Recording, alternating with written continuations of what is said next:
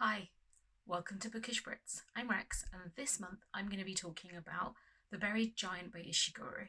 Now, I'm a huge fan of his work. I loved Remains of the Day and Never Let Me Go, and When We Were Orphans, and I was really excited to download this book. But I then forgot about it, and I'm not sure quite what happened, but I did for years, it would seem, and then I found it on my Kindle on the big unread pile that we shall never mention. Um, and thought, I'm waiting for Rhythm of War to come out. This isn't too big and it won't distract me from some of the non-fiction books that I'm reading. So I gave it a go. Now, I can't say that I enjoyed the read. It was a good book, but it made me a little depressed, and here's why. It's set in a post Arthurian world, essentially in Dark Ages Britain, and it goes into a lot of detail about the tension between Britons and Saxons, and the landscape he creates really early in the book is this bleak, dark, dank place that's devoid of human life, and civilization hasn't really taken root, it's only in pockets.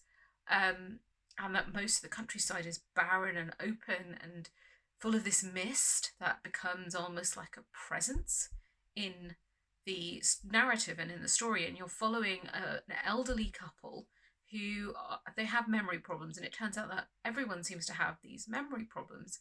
And that's one of the mysteries of the book, is finding out what that is and where it's coming from and what's happening. And they're trying to find their way to their son's village, but on the way they essentially have they meet other people, and the rest of the plot unfolds, so to speak. But you're kind of in this world that's Camelot has fallen, and the world is divided and treacherous, and he brings in an element of magical realism, which I really enjoy. And it's done in a very subtle and not overtly fantasy kind of way, and I enjoyed that. Ishikuro's always like that. He never goes, and here is this amazing big thing that's going to catch your attention. He just kind of goes, oh yeah, by the way, in passing, there happen to be some ogres. But it's really nicely done, and it doesn't detract from the narrative of the story, which is a very character centric, you know, we're more interested in the people than we are in the plot devices. And I love that the incidental fantasy, I know I've talked about incidental sci-fi, so the incidental fantasy elements that help drive the plot forward. And the world is depressing, and you feel that there's this misery and unhappiness, and feel of being unsettled in the characters, and you feel that yourself. Like, I genuinely felt a little bit depressed reading it. I'm not sure if that was intentional, but I did. But I wanted to keep reading. So while not enjoyable, I did want to keep reading, and I wanted to find out what was happening, and I wanted the two main characters to be safe. I really wanted that. I wanted Axel and Beatrice to be safe. I was kind of reading it. Maybe I was thinking of my mum and being like, oh God, I really hope she would be safe in this situation, and I projected that into the book. And that's one of the reasons. Like, I just want to get her home and get her some soup and get her warm. And that's what I projected into the book as I was reading it. And you definitely feel invested in them. I'm not sure if I feel invested in them as I did when I read Never Let Me Go, where that was just heart wrenching. Like, he just tore out my heart and showed it to me at the end. That was very kind of him. But I think if you're a fan, definitely read it, pick it up. If just for completeness, but be warned, it's not fun.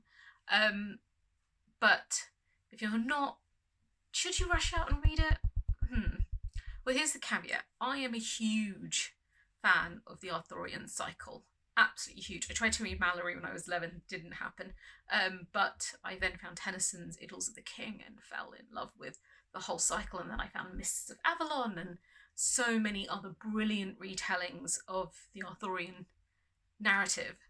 And it's something I lap up. So if you're a big Arthur fan, definitely do read it. It's quite, it does some nice things. So, but if you're not, and you're not into fantasy, and you're not really an Ishiguro fan, then I think you can safely miss it. I hate to say it, but it's not a must read. But I'm still thinking about it. So the title, the buried giant. It's not literal at all because he never is, but yeah, it made me think. So I will leave you on that note. So thank you. Bye. Don't forget to subscribe to our channel if you'd like to see more videos about books. And if you're worried about missing out, just click on the bell and you'll be notified every time we post a new video. Thanks!